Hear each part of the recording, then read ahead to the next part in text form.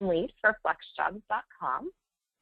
And we do have the questions box on the GoToWebinar control panel. So again, you may need to hit the orange arrow to expand the control panel to see the questions area, but we will definitely be answering those questions at the end of the webinar. So as you're watching, if you have questions, go ahead and be prepared to give those to us at the end, and we'll be happy to answer different questions as far as the advanced search process and the profile setup, as well as general FlexJobs questions if anyone has those. So we're going to have about 40 to 45 minutes of presentation, and then there'll be about 15 minutes at the end where we can do those questions and answers. So today we are going to have presenting for us, we have Sheila March, who's in our Client Services and Support, and Karen Rice, who's also in Client Services and Support, and myself, who is also a Client Services person. So we work extensively with the FlexJobs members, helping them with their accounts. So today we are going to cover the advanced search options and how to set up a resume profile. So I will go ahead and hand it over to them, and we'll get started on some tips and tricks on how to use your account efficiently.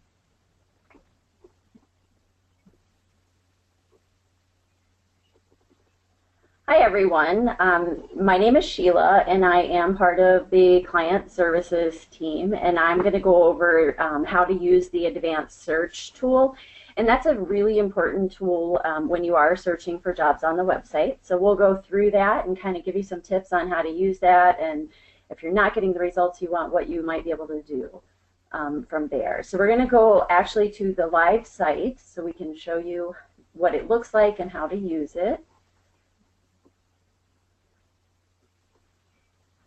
And Jess, I'm not actually able to see the live site at this point. Oh, I apologize. Are you able to see? I can see it now. Okay, great, thanks. Okay, so, sure, not a problem. So when you first log into your account, this is what you're going to see. You're going to be on your My FlexJobs homepage. And then to get to the advanced search, you're going to scroll down a little bit over to the right under related job search options. And advanced search options is the first selection there. So once you click on that, it's going to bring up that advanced search page. So there's a lot of fields here. We'll go over each field and we'll run a few searches, so we'll kind of give you an idea of how this works. The other thing I'd like to point out here is that there is a blue tips box above each field. So if you're having problems figuring out what you might want to enter there, you can go ahead and hover over that tips box, and it'll give you some information about what you'll want to enter there. So the first field that we have is the keywords, and this is helpful if you're searching for specific things. So for instance, if you are a writer and you're searching for writing positions, you could certainly type in writing here and run a search. The one thing that I do want to point out, so if you type in writing, you'll see that you get over 4,000 results. What we want to clarify here is that you can certainly type in different things. If you type in writer, then for instance, you're going to get some different results. So go ahead and play around with this. If you're looking for writing positions, try some different forms of the word. You can certainly also type in journalism, journalist, anything that has to do with writing. But you will get different results when you use the keywords, because it's going to be searching the title and the description for the words that you enter there. So the next field over is the exclude words, and that's a helpful field as well. A good example of using the exclude words field is, for instance, Jess, if you choose nursing as the category there, or just under the categories actually. So if you're searching the nursing category,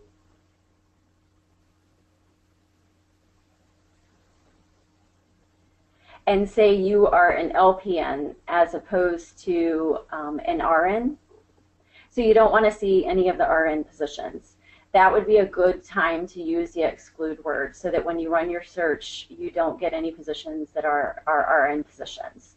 So that's kind of a good example of how to use that exclude words.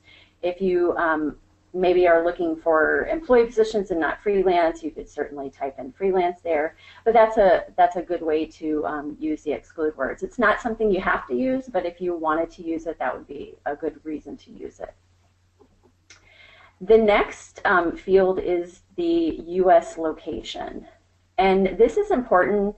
Even if you are looking for 100% telecommuting positions, you'll want to make sure that you enter your city and state here. And the reason for that is even though employers let their employees work at home, they might have training or meetings or certifications that you have to have. So that requires you to live in the city and state that's listed. So by putting your city and state in there, it's going to weed out the jobs that you wouldn't be able to do. So say, for instance, you live in Denver, Colorado. Jess, do you want to go ahead and we'll run a search for Denver, Colorado, and we'll kind of show what results come up for that. All right, so say you live in Denver. What's going to come up for you are going to be the jobs that are either located in Denver or within 30 miles of your location. You're also going to get jobs that are open to candidates anywhere in the U.S. So that U.S. flag means that that particular job, although they prefer candidates to be located in Chicago, it's open to candidates anywhere in the U.S. So just to avoid confusion, although it does say Chicago, it's also open to U.S. candidates. So that's why that one comes up. And if you hover over those icons, it will also give you an explanation of what they mean. So if you ever have trouble with those icons, you can hover over them.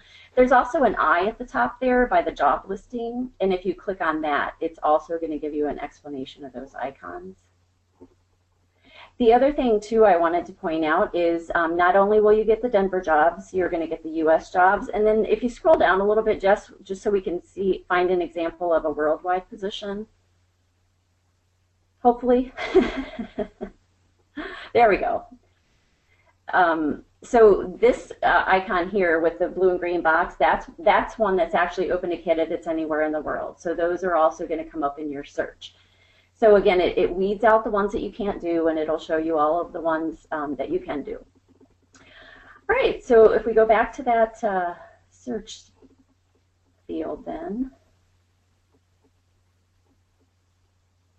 Okay, and the next field then is for international candidates. So say, for instance, you live in Canada. You will not be able to apply for jobs that are located in the U.S. So for you to narrow down your search, you'll go ahead and choose Canada as your location. And then when you run your search, what's going to happen then is you're going to see the jobs that are located in Canada. And then you'll also see the jobs that are worldwide. So for instance, if there is a position, again, that blue and green box, you're going to see those because it's obviously open to candidates anywhere in the world. And then you're going to see all the ones that are actually located in Canada. All right. The next field then is for the type of job you're looking for. And again, for these fields, you can fill them out or you don't need to fill them out. It's certainly up to you. But we'll just go through, again, what they mean in case you do want to use those.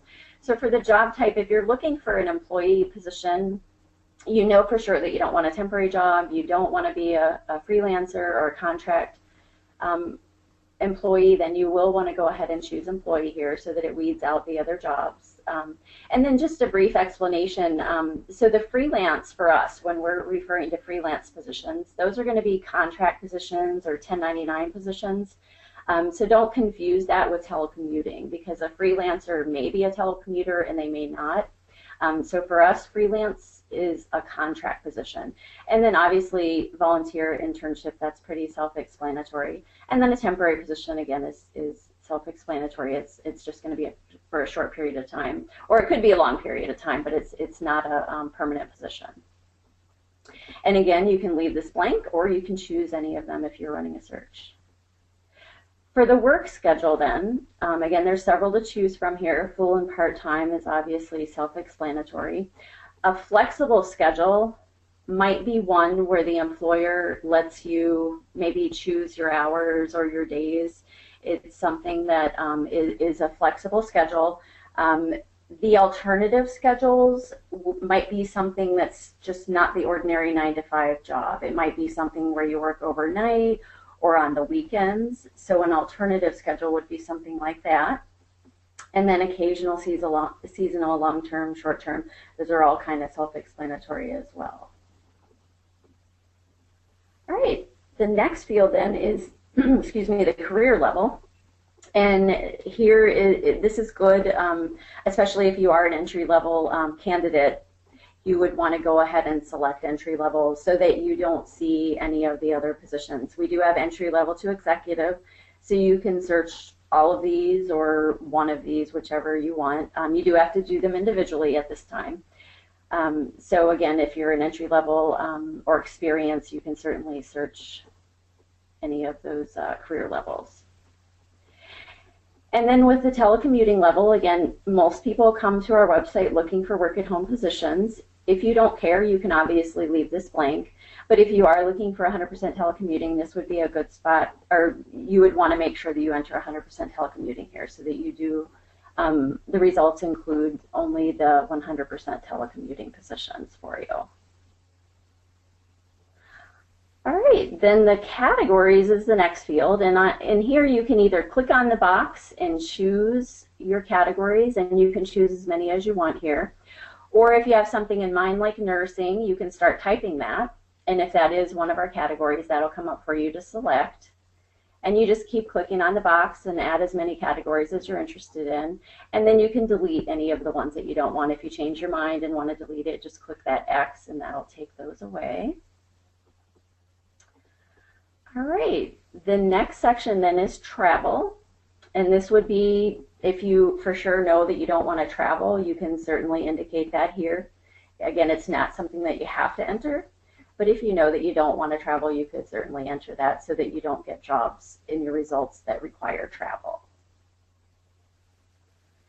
And then the last box here is for featured and award-winning employers. We have a lot of companies that have a lot of accolades. If you, for instance, are only wanting to work for a Fortune 500 company, for instance, you can definitely go ahead and search Fortune 500, and then only the results will include, or the results will only include jobs with Fortune 500 companies. So say, Jess, if you go ahead and just run that search, I guess, quick here. So those accolades there, if you hover over them, that'll give you an explanation of each of the awards that that particular employer has. And so in these results, again, those are going to be all the ones that are Fortune 500 companies, and obviously they have additional awards there as well. The other thing I wanted to point out when you run these searches, so for instance, we just ran a search for the Fortune 500 companies, but if you look in the right column here, you can also narrow the jobs down. So if you run a broad search and you want to narrow it down, you can do that here in the right column. So for instance, if you decide now you only want to see employee positions, you can certainly choose that, so it'll weed out the rest of the positions. If you only want to see sales positions, you know, again, you can go ahead and choose that just to see what your results are. If you change your mind again and you want to see all of the positions rather than just the employee positions, you can also remove that. There's a remove link right next to where you chose employee, so you can remove it. So here, again, you can narrow down your results and play with your results. And then once you run a search and it's great and you want to run the search every time you come back to our website, you can click on Save This Search. And then that search will be saved for you, and that'll be in your job search activity. So every time you come to our website, you'll be able to run that same search. So when you go back to your My FlexJobs home, she's doing that by going to the top left corner there. You'll be back on your My FlexJobs homepage, and if you scroll down a little bit to your job search activity, that's where you're going to see your saved searches. So if you just want to run that same search again to see the new positions that have come up in the meantime, you can just go ahead and click on that search, and all those Fortune 500 jobs will come up for you. And you can save as many searches as you want. If you run a search for, say, just telecommuting positions, you can certainly save that one as well. You'll save it the same way, and you'll find it the same way the next time. It's going to be under your saved searches. So that's something to keep in mind. All right. And that is pretty much the advanced search page. And just remember again on the advanced search, you can choose as many of these fields or as few of these fields as you want. And you can play with it, different words, different positions, different work schedules.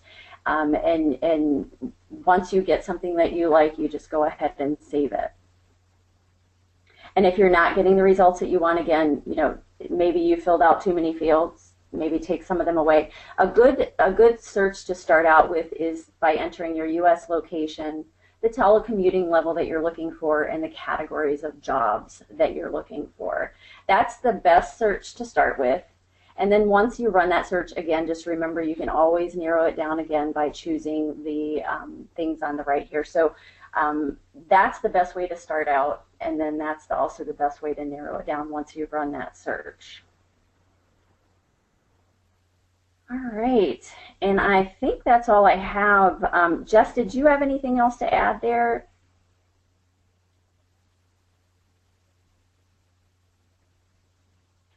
We did have a question about whether there was multi-select in the other areas of the different fields. So in the category fields, there's the ability to multi-select. Right. But there is not that ability in any of the other fields. So if you want something to run every career level, you would just leave that blank, and it will automatically default to every option within that area. So if you want to select all of them, or if you open to all of the options, that's the way to be able to do that. So that was one little question there. Good point. Yep. So yeah, and let's see. I guess we can go over the PowerPoint information here again. So we went through the different fields, different reasons for the different fields. And if you just, I don't know if you want to go through this real quick. Sure, yeah. Again, this is just kind of reminding you that more is not always better. If you choose too many things on this page, you're going to limit your results. So if you find that you're not getting enough results here, go ahead and maybe don't use keywords or don't use the exclude words. And again, just run that basic search with your city and state, your telecommuting level, and your categories. Because again, you can always narrow it down after you run that. And just a reminder, if you do use the keywords and you're looking for writer, use variations of that word so that you can see how many jobs indicate writing or writer. So use variations of that word. And again, like I said, if you're not getting enough results, go ahead and narrow that down a little bit. That's great. And so for the questions that we're getting about the advanced search, we will be addressing those at the end of the presentation. So hold on, so we will definitely spend more time going through the search function, but we are going to move on right now into the resume profile. So I'll go ahead and transfer over to Karen here, and she'll talk about how to set up your resume profile and the best ways to use it. Yes, thanks, Sheila and Jess. Again, my name's Karen, and we're going to be going over the resume profile, a very important feature of using your FlexJobs account. And there's some different purposes for your resume profile. Number one, it'll help automate your job search. Our system will run a search based on the information that you have and alert you of new jobs that it thinks might be a good match for you. You'll get an email notification. It will also help you apply for jobs with companies that want you to apply through FlexJobs. So they're called our featured employers. You'll submit your resume profile to them. And for our job seekers who don't currently have a resume, like their own copy in a Word document, you can actually create a resume. There's a nice format and create a PDF on the site directly. Okay, Jess, if you want to move to the next slide. Thank you. I did briefly mention our featured employers. There's two types of employers on our site. The featured employers are the employers who have come to us directly to use FlexJobs. They are screened and approved by our staff. They can post their positions directly to our site. they can also search for our job seekers. You'll see on the right-hand side there's a little F symbol, and we'll see on the site as we're going through the live slide as well, there's a little star with an FJ inside that will designate that it's a featured employer. Their job titles will also be in orange. And then the second type of employers are external employers. These are jobs that our researchers find through outside websites. They're also screened, obviously, for legitimacy. They do not post their jobs directly to our site, and they can't search for you as a job seeker on our site. Those job titles, you'll see those are in blue, and you'll see the different application boxes. As you go into the details of a job, you'll either see apply for this job. That'll be, if it says apply for this job, you will be applying with your resume profile. If it says to apply or learn more, go to original job post. You're going to be directed to that employer's website directly to fill out their application and post on their site rather than through FlexJobs. So you'll find both of those options on the site. And the next slide, Jess. Thank you. Some different tips. You can create more than one resume profile if you want to. It's completely up to you. If you're interested in maybe a sales job and also a marketing job, you could create 2 different profiles. You just want to make sure you have different titles for each profile. And there's some specifics about the profile that we'll get into when we go to the live site, but just remember you can always create more than one. You do want to fill out as much information as possible within the profile.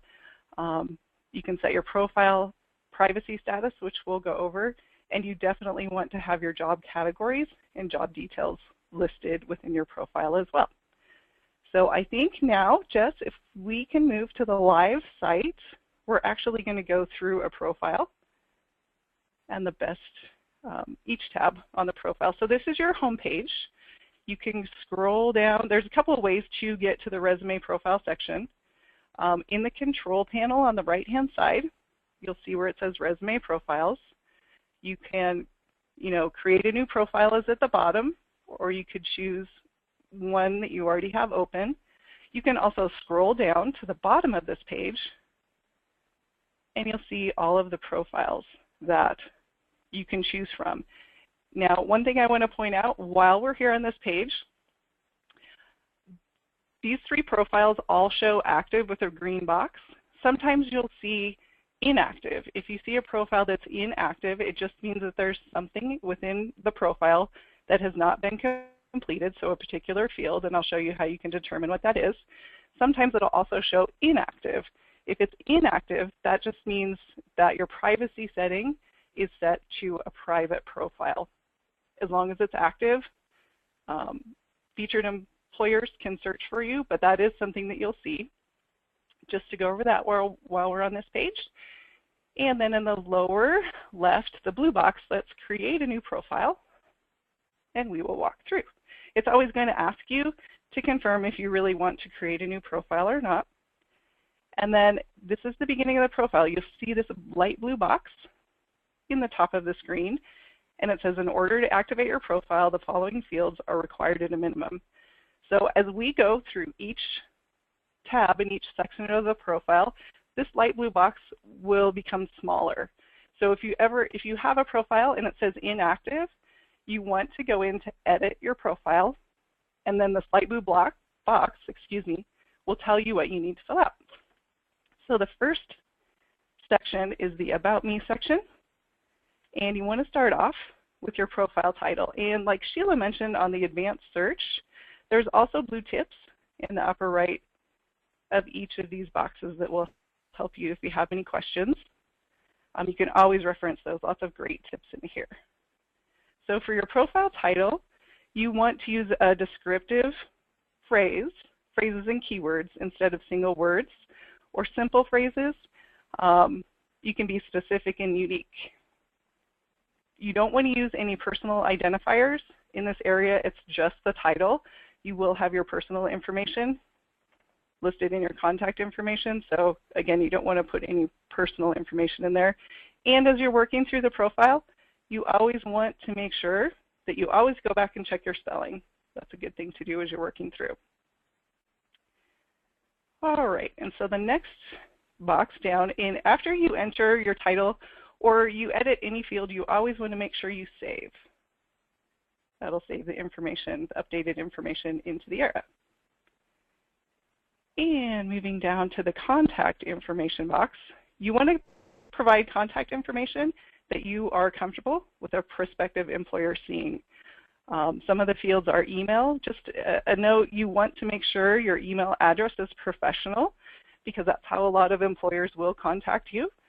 The website area, if you have an online portfolio, like Jess has her LinkedIn profile listed here, you can put your LinkedIn, career-related blog, anything like that. This is going to provide the employer a convenient way to access additional information about you, and lots of employers like to look at that. Your city, state, and zip is important. Many jobs, like we saw on the site, allow you to work anywhere in the U.S. or anywhere in the world, but others do have the geographical requirements. So if you put it in your city, state, and zip code, it'll filter out anything. You know, you're not going to be getting jobs in New York when you live in California. So that's an important piece of information to have in there. And then we'll just click Save. As far as the picture, this is completely preferential. It's up to you if you would like to put a picture in. You, again, just like with the email, you want to put a professional, friendly picture because that's going to be the first impression or an impression that an employer is going to have when they look at that. But again, it's not required. It shouldn't single you out, you know, for any position. But if you'd like to put one in there, feel free to do that. And then the next box, this is the privacy status box.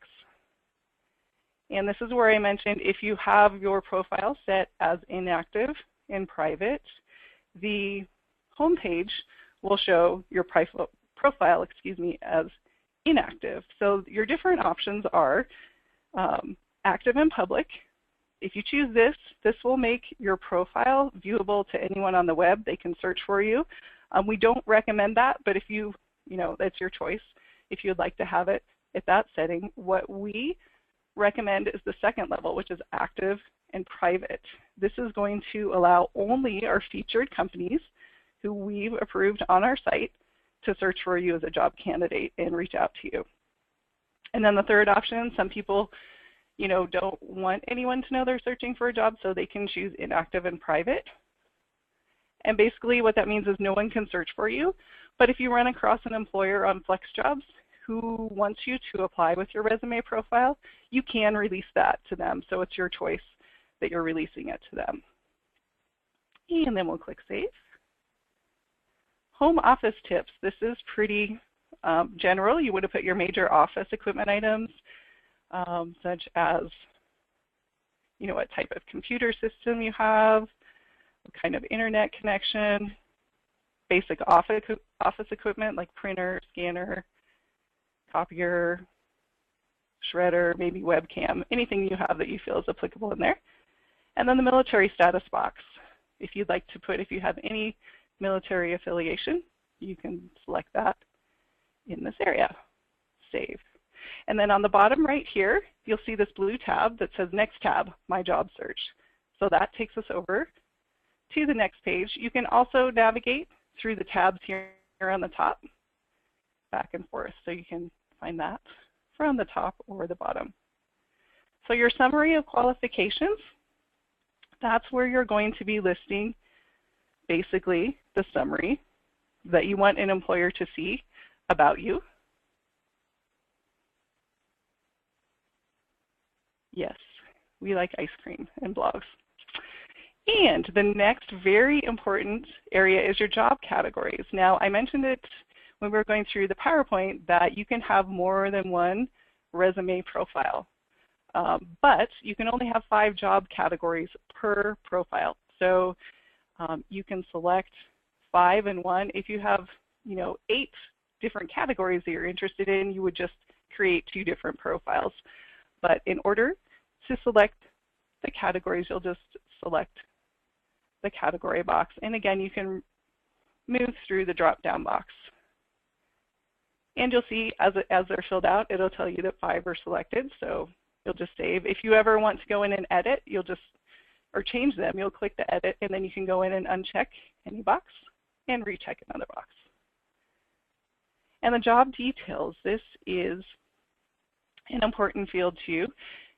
When you're editing this, you want to select the types of jobs that you're willing to consider. So employee, freelance, temporary, volunteer internships. If you know you don't want any temporary, volunteer, internship jobs, make sure you deselect those. And you also want to select the schedule that you're looking for: full-time, part-time, flexible schedule, alternative, occasional, and seasonal. We do recommend you put a career level. This is going to help our system search as you're searching through. And you can play around with this as well. Manager, I like to point out, when you select the manager level, those are supervisor roles that our system will be finding for you. So if you're not, you could conceivably be in a management level position where you're not actually supervising employees. So if you can try the manager level to see if you like the results you're getting, but if you're looking for more options, I would recommend choosing the experience level, because again, you could get management level jobs in there where you would not be supervising employees. Your education level, you can fill in there.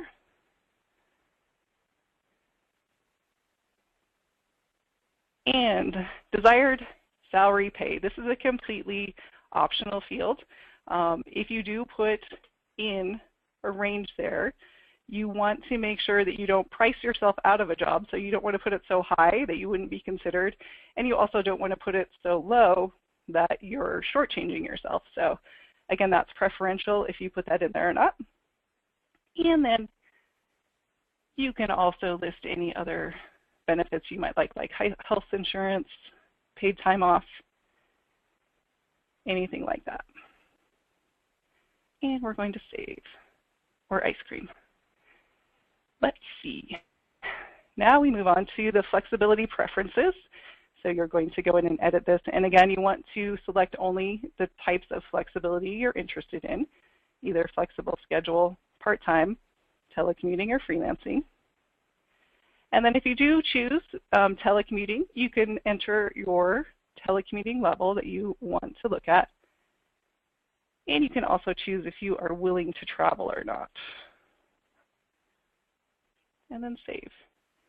And your availability and schedule, this is going to give an employer of obviously an idea of your availability. And again, only select what you're interested in. Don't obviously select weekends if you know you don't want to work on the weekends. All right, and now we'll go to the next tab, which is the Upload Resume tab. Now, a lot of our job seekers do have resumes, so this is where you can update your upload your resume.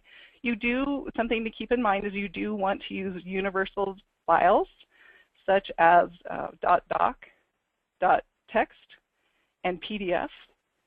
.pdf. It's not recommended to use .docx or .wps because some employers don't have the programs to pull those up. So you want to make sure it's pulled up. It's able to be viewed by an employer. And it looks like Jess has browsed and added the resume. Once you click Save, you'll know your document has been saved when you go back to the Upload Resume tab and you see your file name. So that's what you're going to see to know it has been loaded there. And then just below there, you can upload any work samples. Maybe you're a graphic designer and you have some designs work examples that you'd like to put there. Maybe you're a writer and you have some writing samples. Anything that can show some of your work, you'll just browse and select the files from your computer and then click Save. And again, once it saves, it does kick you back to the About Me tab. you just go back to the Upload Resume tab. You will see your file name there, so you know it has been added. All right, now we can move on to the Build Resume tab. This tab, excuse me, is pretty self-explanatory. It's where you can actually build your profile if you don't have a resume to upload.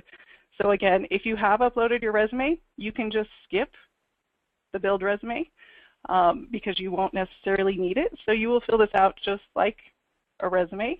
You'll put in your work experience, all the information that you have.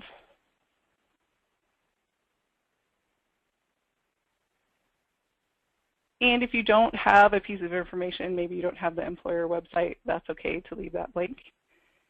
You do want to put in, obviously, the dates you were employed and a little information about you or about what your job was. And as you're working through, as we add another one here, once that is added in, we'll go back and I'll show you how you can move and change the order of the work experience. So next to each title on the left, there's the little arrows. If you just drag, if you click and you drag the box down, it'll change the order. So that's just something to keep in mind as you're working through. And then the next area is the education box.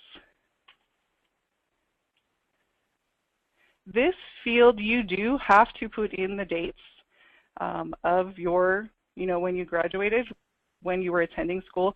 Some people do not want to list this field. It does need to be filled out in order to save. A way, if you don't want to specifically put that, would be to upload your own resume. But again, when you are using the resume profile, you do have to have dates listed within there. And then the next box is your skills.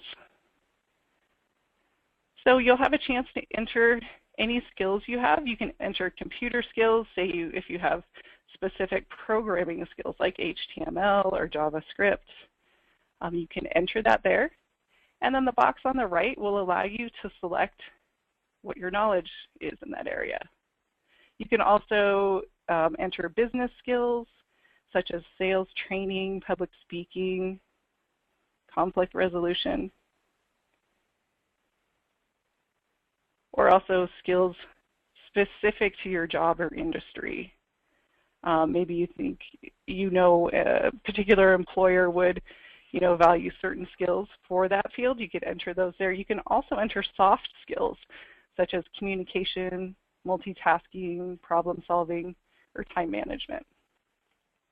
On the next box, the languages box, definitely if you are bilingual or you know any other languages, you can enter those in that area.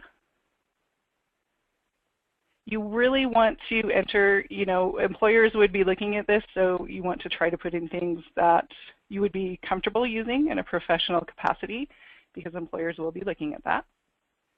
And then your certifications and memberships. If you've earned related professional certifications or you're a member of professional associations or groups, you can enter those here. They can show that you're committed to your industry and career. Maybe you have to do continuing education to keep, a certain certificate up. Definitely put that there. Honors and awards, you can put any relevant honors or awards that you've earned that you think might be important there or you'd like an employer to see, and then save. All right, that completes the resume profile tab, the Build Resume tab. If you go to the next page, this is the My PDF page. Now this is the page that you'll use when you've created your resume using the Build Resume.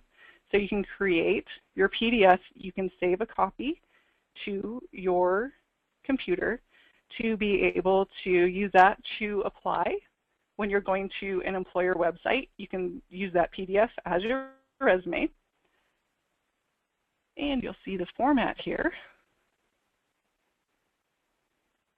There we go. So you can use it when you've created when you've used your Build Resume. Occasionally too, if you have skills tests that you want to maybe forward to an employer through that PDF, you could also create your PDF there. You'll see the skills test. Jess has a skills test. You can take the skills tests on the site. They are free of charge. You can take them as many times as you want. Any score showing 70% or above will reflect on your resume profile. You can delete or retake any test. If you take a test and say you get, like Jess did, a score of 88, but she knows she can get a 95, she could go back and delete that test. She would just have to wait 24 hours before retaking that test, but you can retake them. You'll see your skills test here. In the control panel on the right, you can take a test or you can go to your test results. And the results page is where you can choose to delete any test. You'll also see anything that you've got there. Yep, you'll just click that little X on the right-hand side if you wanted to delete it. And again, only scores that are 70% or above will reflect on your profile. If you happened, if you took this vocabulary test and you got a 50%, but you wanted to leave it there for your reference to see if you did better next time, you could certainly leave that on your test results. Again, an employer would not see that information. And okay, so now that we have filled out our resume profile, we should have new jobs of interest. So if we go back to my FlexJobs home, you'll see in our new jobs of interest area, we have 50 new positions. These are the jobs that our system has identified as a possible fit based on the profile that we just created. And these will be emailed to you, or you can choose. If you choose not to have them emailed to you, you can just check your new jobs of interest area. When you log on to the site, they will always populate. And again, just so you know, the resume profile is really a broad search that our system is doing. So you may see jobs that might not be a good fit for what you're looking, for the areas that you're looking in. But it's going to search, our system is going to pull things based on the job categories that you've put in. So you can always play around with those. But again, just keep in mind, it is a broad search, so the jobs might not be an exact fit. We'd rather have you look at the jobs to see if it would be a good fit and be able to apply for them. So we always recommend, again, like Sheila went over the advanced search, we always recommend you look at your new jobs of interest, and then you also run that advanced search, which is much more refined, and you can save those searches. One last thing before we go back to the PowerPoint. Oh, yep, you can delete a job if you want it from your new job. If you want it removed from your new jobs of interest, you can click the red X. If you want to save it, you can click on the blue box. And those will be on your home page in your job search activity area, which is right below the new jobs of interest. That's where you'll find any applications, any saved jobs, saved searches, and any recently viewed jobs. And there's only one more thing in the profile I'd like to point out. Oh, look, see, we have our inactive. That's based for the profile that we just created. That's because of our privacy status. So if we change that to active and private or active and public, then that status would change to active. And just if you want to click the edit button once again to go in. I just want to show you guys, if you ever have any questions or you'd like to kind of review the profile again, on the right side here under the control panel, there's about a 10-minute video that you can watch that will take you through the profile. It's a good reference and refresher. And then in the upper right where it says View My Profile, that is going to allow you to look at your profile as an employer would see it. So this is the format and how they can bring the profile. An employer can bring the profile up. You'll see your attachments on the bottom. You'll see the resume as well as the work samples. Skills tests and everything, all the other information that you can see on there. All right. Does anyone else have anything to add on the resume profile?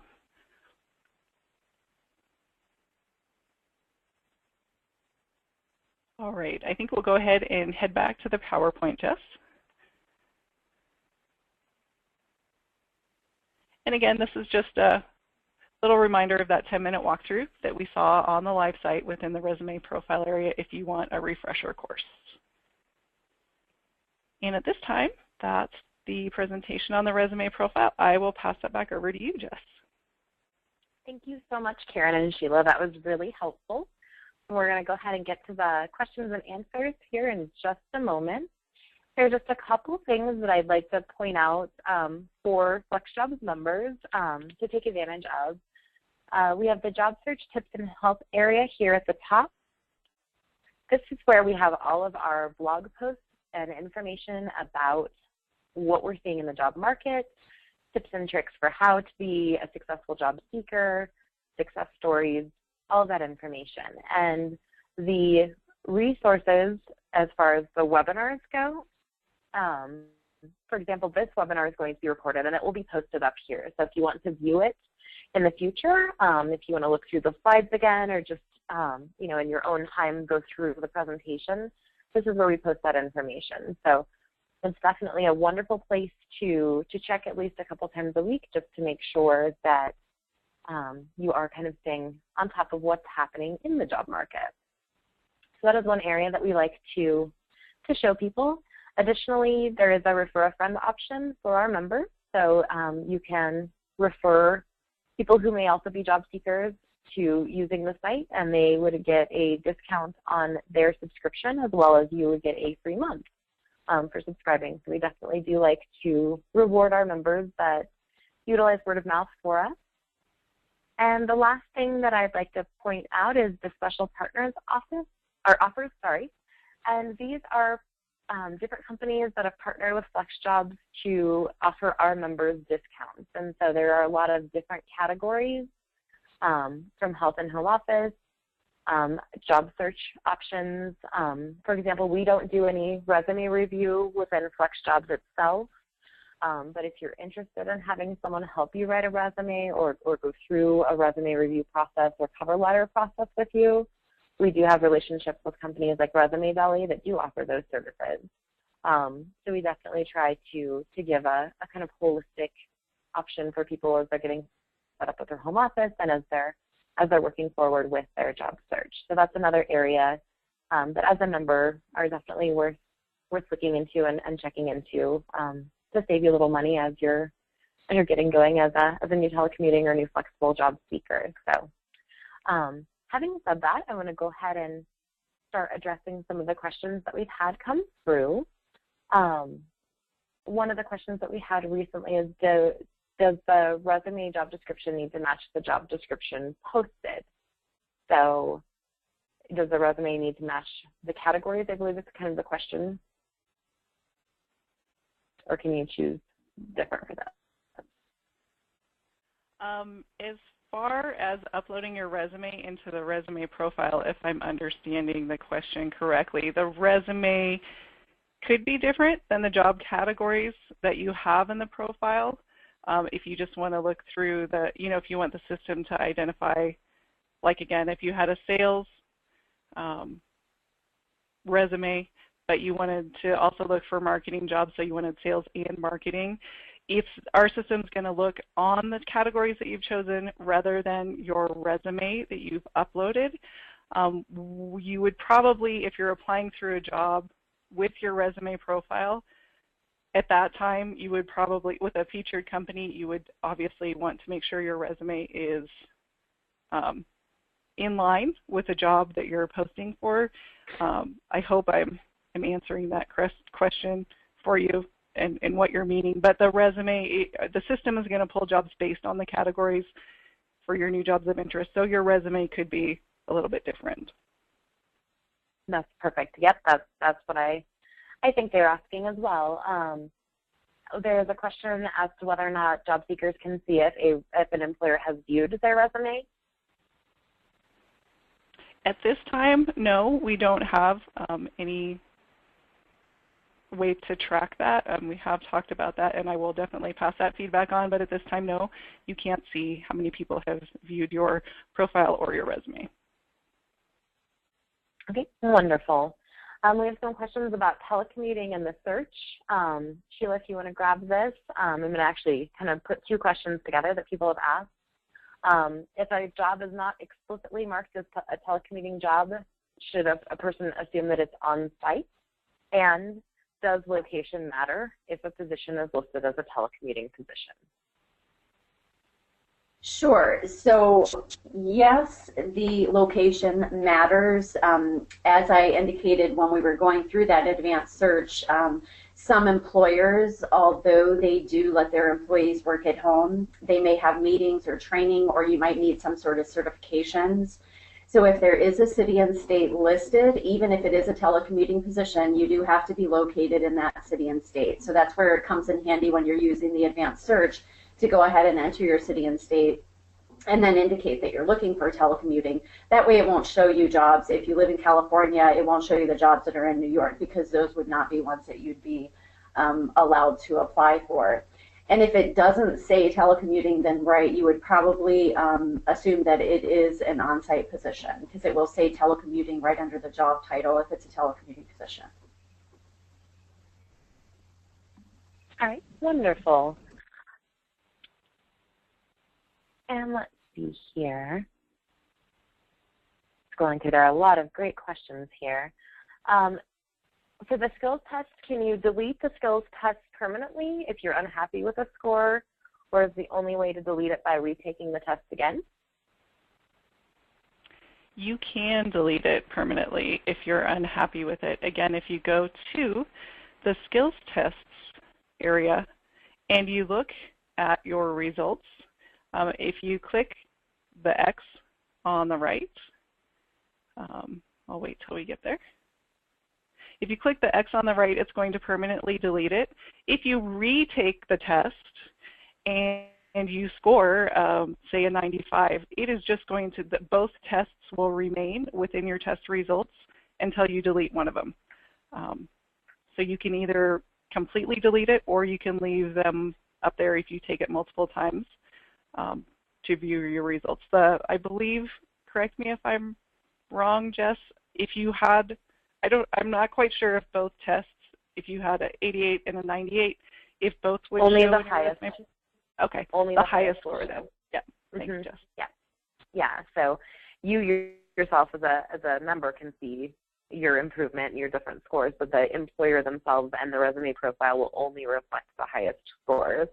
And employers cannot see how many times you've taken the test. They have none of that information. So you know, these are developed and designed to be an asset to a job seeker, not to detract from your resume. So, you know, if you take something and don't feel like it was a good fit for you, you absolutely can delete it. And there's no harm to that at all. They're really a resource to be utilized, and it's up to each individual job seeker to determine if that's a resource that they want to use or not. It's simply something that is available, but it's certainly not required. And then we have another question. Can employers see if you have multiple resume profiles? The employers will search by job categories. So if you had the same category listed in multiple resume profiles, it is conceivable that they could, you know, if they're searching for bookkeepers and you have bookkeeping or, you know, that job category in more than one resume profile, yes, it is conceivable they could see, say, 2 profiles, but most people, you know, the categories are independent to each profile, so they should only pull up the profile that include the categories that they're searching on. Okay, wonderful. And we have a question. You could utilize the profile picture to put a logo or a graphic for like a graphic designer, or how you would showcase that work. And definitely you can put whatever image you want in the profile picture. As far as any sort of graphic information, you would either need to have a website link on your About Me page, or you would need to have that listed as a work sample. So there's a couple different options for different types of employers, and that work sample is really open and available for people to utilize however they see fit. And let's see here. Looking through, because we have time for about one more question. We do have the question, how long does it take for an employer to contact you? That is going to be individual for the employer. So nothing is being processed through FlexJobs. We're not providing any sort of intermediate work for the employer as far as their applicants go. All of the applications are going directly to the employers themselves. So you will go into their hiring process and their hiring system for their position specifically. So we can't really assess, or assist with that because it is the employer themselves that determine how long their hiring process takes and what the steps are and how they follow up or move forward with their candidates. So I know we do have some more questions. Some of them are a little more specific to individuals. So you're welcome to contact our client services team if we did not answer a question or if you have further questions that you'd like help from us with. We've got multiple ways to contact us. You can use either the phone. I wouldn't recommend mail, but we definitely have the virtual chat option. So if you just have a quick question that you want to have answered during business hours, we do have live support that is available to chat with you. And then you can also send us an email. So this is our email contact form. We respond to everything within 1 business day. So we're more than happy to assist people. Additionally, this is some commonly asked questions that are listed here. So we do recommend looking through these before contacting us because you might have your answer, right within here that would help you continue to move forward as a member. So definitely can utilize that. Additionally, in the About FlexJobs area, we also have an FAQ, which will give you more information about FlexJobs itself and any questions about, common questions, how are the jobs removed from the database, if you're not a U.S. citizen, questions like that, we definitely do answer in here, as well as account questions. So again, if you have any follow-up that you'd like to have us answer, please feel free to contact us. Thank you again, Karen and Sheila. That was really helpful and informative. Great to be able to give people resources to make sure they're using their accounts to the best of their ability. Thank you all for attending. We wish you the best of luck in your job searches and your careers, and have a wonderful day.